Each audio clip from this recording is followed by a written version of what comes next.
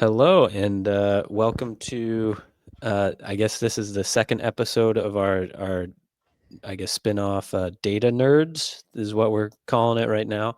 The first episode is a YouTube exclusive, so check out our YouTube channel. It's just Reading Rehab on YouTube for that.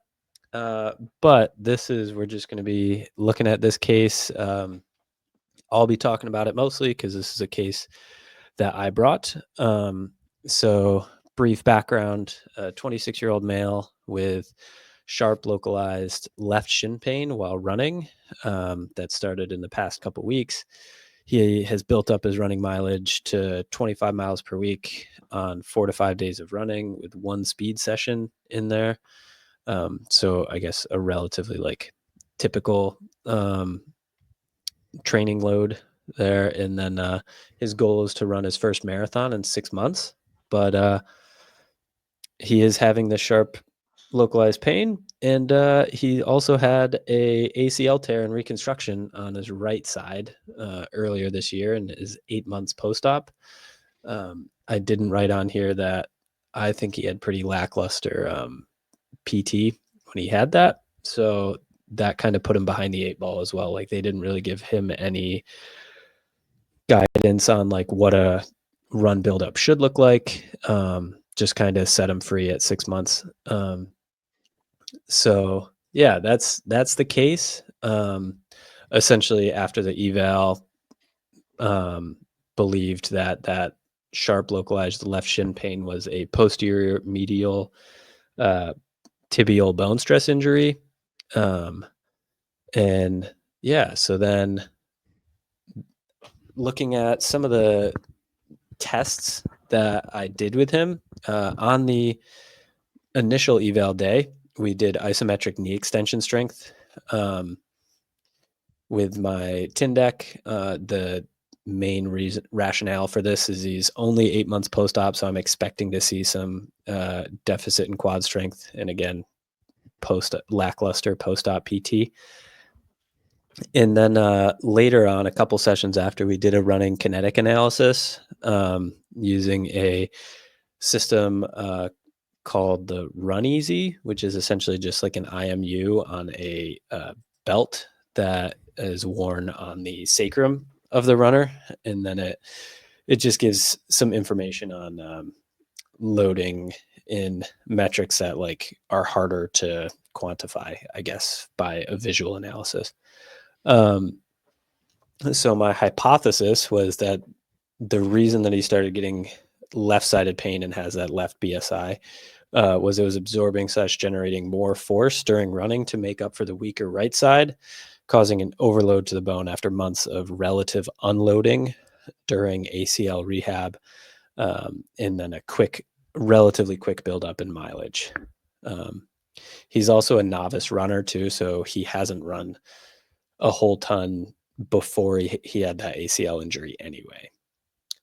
So then the meat of what we want to talk about are these tests. So the 12-13 is the initial eval test, which I think is the more important one, but it is also nice to see his follow-up about a month later. So this is just a Google sheet that I made looking at, so I take their body weight in kilograms, I measure the length of their shin, and then have the knee flexion angle, keep those consistent, especially that knee angle, consistent across. And then I can use those to later, like to the left here, or to the right, sorry, do normalized torque to body weight. So I want to start on his left side, his uninvolved knee. So if you look at columns G and H there, we do 3 tests per side, and then I just take the max value. I was taking the average for a while, but I started doing just the max, mostly just because like the goal of the test is to see what is the maximum output they can do. And then as long as the max isn't like way different than what the average would be, I'm typically okay taking it. So that max was 466.7 newtons. And then we look at the right, it was 265 newtons. So that limb symmetry, for those doing the back of the napkin calculations, is 0.57. So 57% the right versus the left, which is pretty large deficit there. And then looking at his torque to body weight, he's 1.45 on the right and 2.56 on the left. So like the left is strong enough for running. Typically, my understanding is you want like above 2 at least to start running. Also for limb symmetry, you want to be at least in post-ACL world. You want to typically they look for 80% symmetry before you start running. So he's way below that. But yeah, do you guys have any thoughts or questions on this so far? I feel like it's pretty straightforward. No. I think for the viewers, I think going into seeing how you guys, how you measure like lever length, because obviously there's a lot of different ways to do that for you. Yeah. I have a tape measure, and so the setup that I use, at least for knee extension, is really repeatable. We have I don't know, one of those boxes that like doesn't have the bottom or like the sides on it. I don't actually know what it's called, but a box that they sit on with their back against a squat rack. Their femur is as supported as it possibly can be on the box, so their hips are all the way back. And then I attach the inline dynamometry, the Tindec, at their ankle, and then the lever length I just measure from like roughly the center of their knee joint to the center of like the ankle cuff that I have attached to the Tindec for them. So maybe it's not. I guess the 0.385 in meters is like pretty accurate there, but I'm sure there still is some wiggle room as well with all of these numbers. But they're all like pretty good estimates. So yeah, there's that. I guess spoiling a month later, we did a bunch of quad strength stuff. And now he's up to 0.75 as of earlier this month. So he's probably already above 0.8 at this point. But that's pretty nice. We also see a decrease in the left force. So I don't know, maybe there was just something different about this setup too. So maybe the right even has a higher normalized torque there, but I don't know, that's more speculation. But anyway, so that's the isometric strength test. Can we Then this is chat through a little bit more?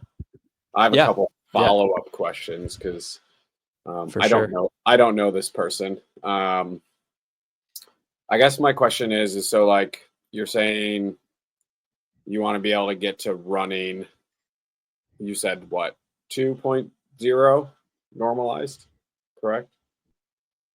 Yeah, that's at least what I've heard. I haven't looked into the research too much on that, but and then I think what I'm looking at is, so even after the pre or the post testing stuff, is we're not kind of there.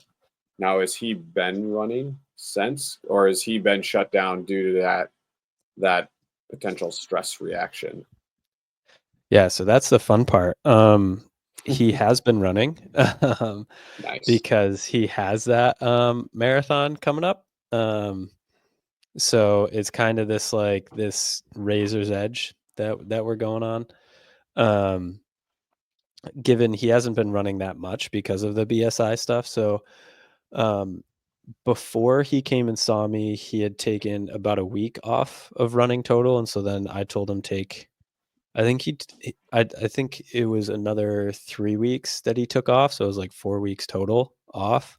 And with a posterior medial BSI, he had relatively low symptom severity when he saw me too, because he got in like relatively quickly after he started having pain. So that's like about the typical healing timeline that we see for posterior medial BSIs. Those are a low risk site. If it was an anterior tibial BSI, then he would have been shut down for a while and like would have been in a boot and like say goodbye to the marathon at that point. But because it was posterior medial, we can be a little more aggressive with it. So at like 110 here, he had probably been running 2 weeks ish, and running 2 miles 3 times a week, I think. So relatively not like a lot of volume or frequency for his runs. He's now up to like 4-mile runs still like every other day sort of thing. Yeah, I'm just interested because like obviously we use these, I guess, numbers for a marker or a benchmark. But obviously, like you said, it's kind of based on what you're seeing, what the person is explaining, obviously respecting the tissue and the tolerance that it's going. Because obviously I mean, 6 months is, I've never run a marathon, so I don't know how long it takes to train. So I couldn't tell you if that's a short period of time, but yeah, I guess, like I said, I don't know this individual. So it's like I see these numbers and I know people are going to be like, oh, it's under 2, then why are we running type of thing. So I think also knowing that there's other factors that go into this is also important.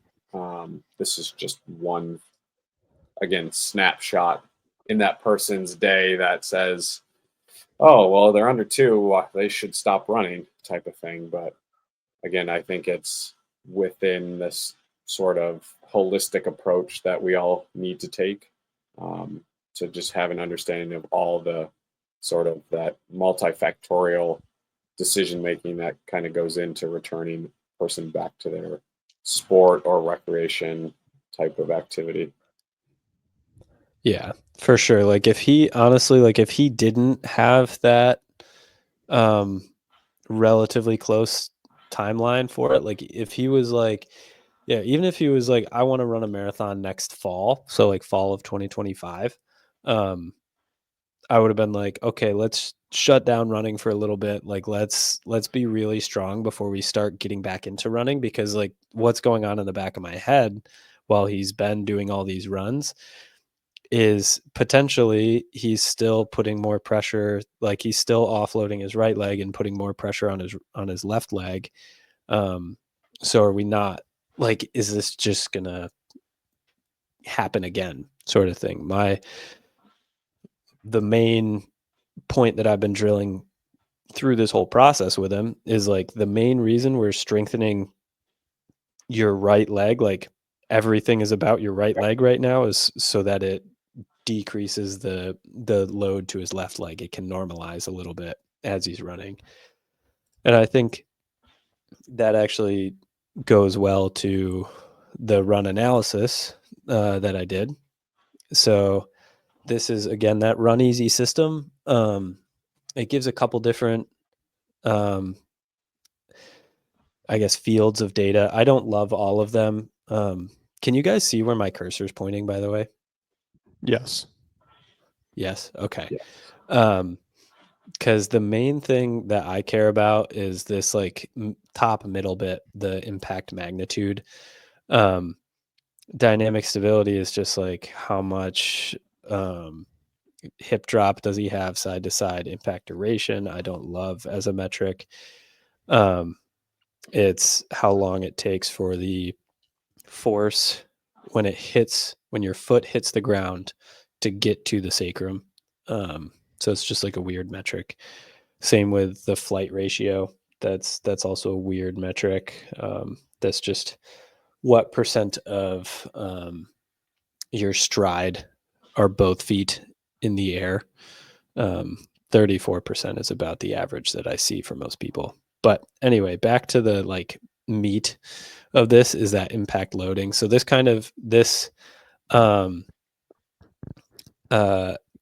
supports the hypothesis that I had earlier that the left is just doing a lot more of the work for the right. So what's funny is just like the color coding system they have, they make it seem like, oh, the right is like really good here. Like you should make things more like the right.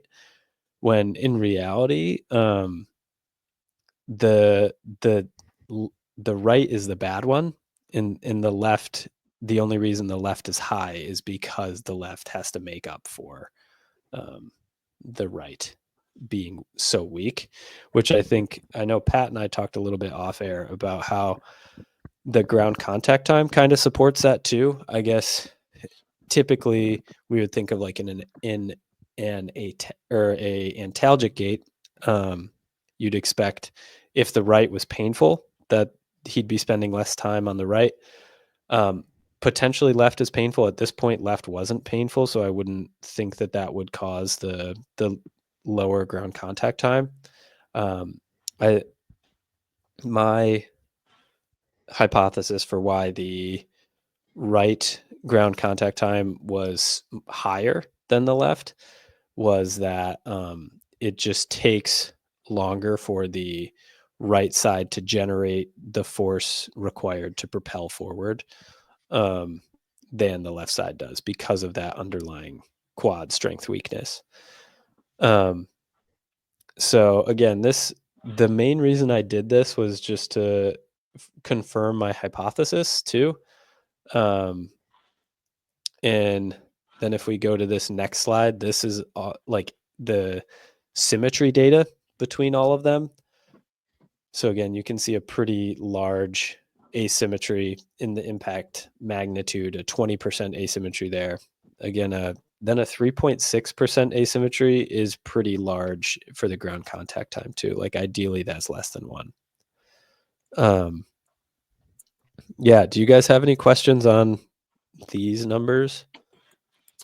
I actually have a question for his actual like qualitative gait. Do you see any potential like increase like knee flexion at all? Because like I heard what you said where he's possibly taking longer time for like that propulsion, but could the increased time also be just from he can't withstand the forces that like that quad tendon and the he just can't withstand the forces of the impact, so he's going into like more, I don't want to say absorption, but like he's not maintaining a lower knee flexion angle, so he like might be like sinking into the knee a little bit more to try to hopefully get some more like juice out of it, but then would potentially be spending more time on the ground. Yeah, I get what you're saying. When I do a run analysis with the Run Easy, I have like a sheet that I fill out with the numbers that I'm showing here, but then also a qualitative analysis. So I was just pulling that up on my computer. Qualitatively for knee flexion, so I have knee flexion at initial contact and in peak knee flexion. On the right, there's actually a decrease in both, so like a mild decrease. In theory, this is subjective, but like the appropriate is like 20 degrees at initial contact and 40 degrees at peak knee flexion, so like at mid stance. And so at initial contact, I said he had a mild decrease on his right, but actually a mild increase on his left. That same pattern holds true at peak knee flexion too. So mild decreased knee flexion at his right and mild increase on his left. The decreased knee flexion is what is commonly seen after ACLR. because there's just less eccentric force on the quads. Yeah. Right. We got to throw that in there also. Multifactorial, baby. Exactly. So yeah, that's like the numbers that we did.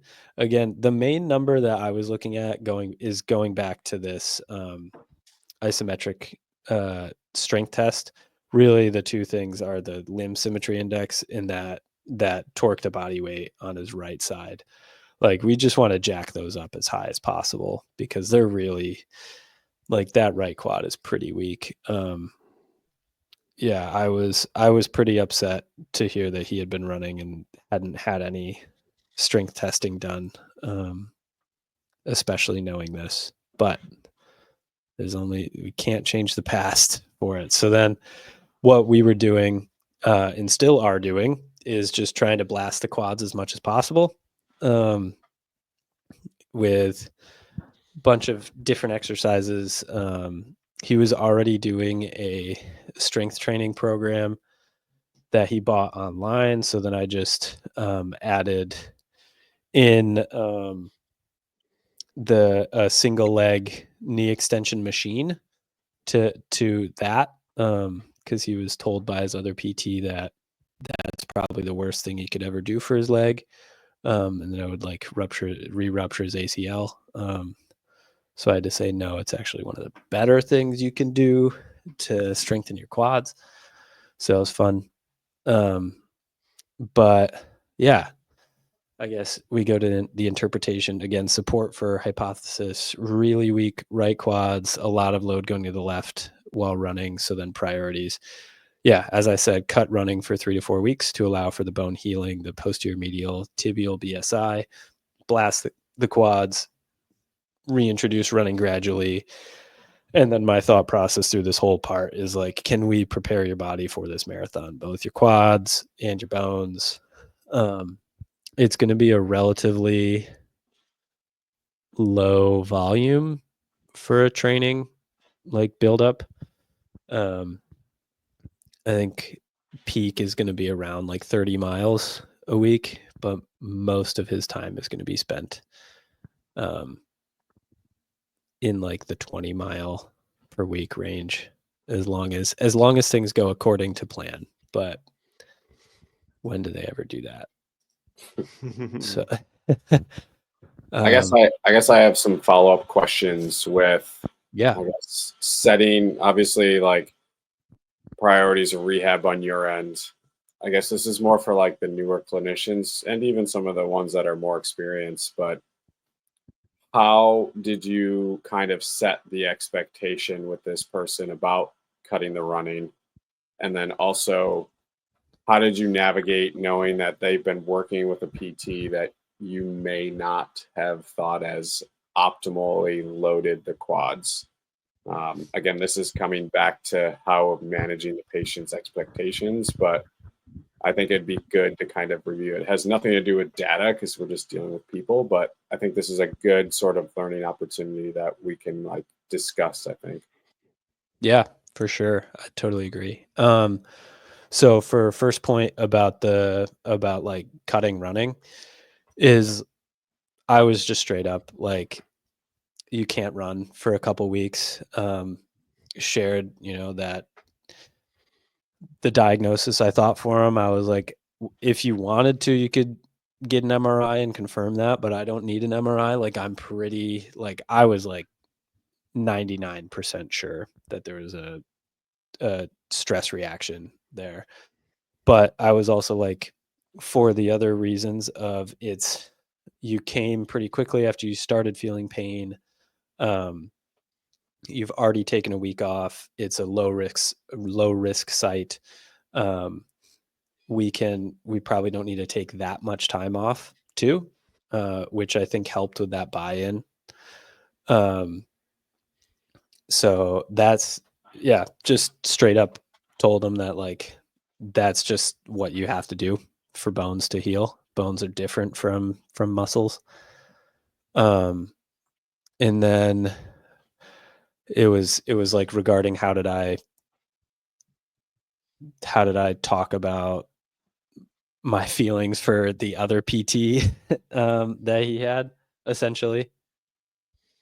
Yeah, That yeah, was yeah. Just how okay. how you kind of went about like this person being behind the 8 ball when it came to strength around the knee. Yeah. So us being out of network, we have 90-minute evals, and so I spent a lot of this eval like talking to him, like understanding what his prior rehab was, and instead of saying like, I think there were some times because I was getting a little frustrated at like the PT that he had, but my goal is to not um condemn like a PT itself, but just say like, he was at a busy like PT mill clinic essentially, so he was being seen at the same time as like two other people, and so that's kind of what I leaned into more, is that like it was hard for that PT to give you the like gold standard care.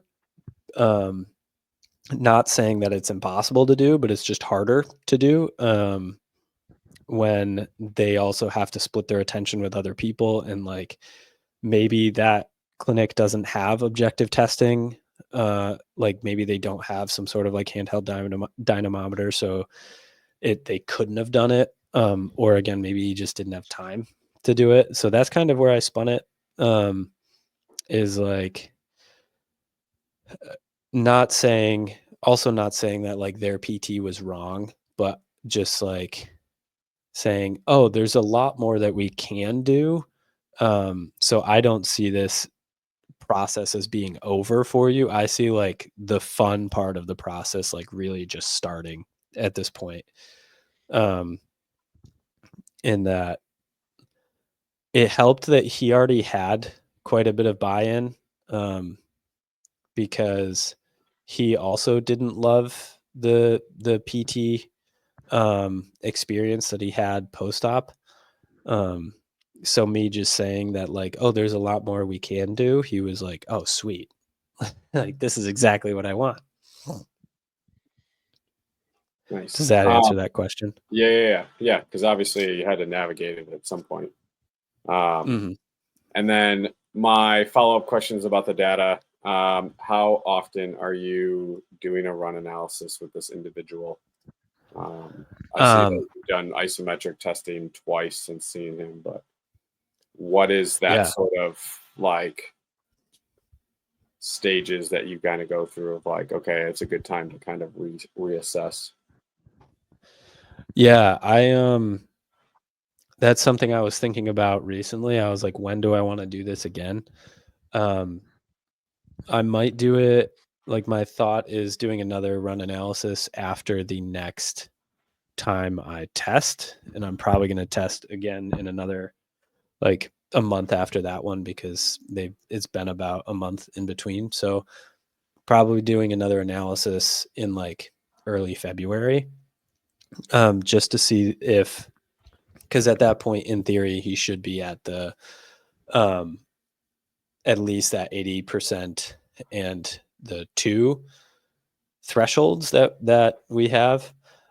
So then does that actually translate to his running form? And if at that point we still see this large asymmetry between right and left, then I'm going to start going into a lot more of like plyometric things, like trying to get um, that quick load capacity up on the right side. We've already done a little bit of that. Like we're doing some single leg hopping, which is getting better, but primarily the single leg hopping is for the osteogenic benefit of hopping versus like the um, running form benefit of it. So yeah. Cool. Any other thoughts, questions on this? No. This was No. great. Sick. Yeah. So there's I guess our second episode of this. If people have watched this far and enjoy, please now follow us on YouTube or subscribe to us on YouTube at Reading Rehab, and also check out our normal podcast, Reading Rehab Pod, on Instagram, and you can check the podcast out on Spotify and Apple Podcasts. Cool.